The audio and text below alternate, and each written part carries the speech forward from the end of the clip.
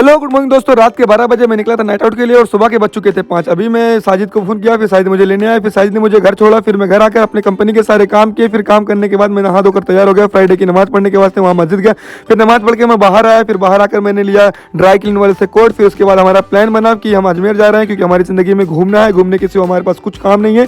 फिर मैं और साजिद निकल गया अजमेर की ओर। रास्ते में बारिश हो रही थी, कहीं धूप थी, कहीं छाया थी। फिर हमारी गाड़ी की ब्रेक काम नहीं कर रही थी, मैंने ब्रेक ठीक कराया।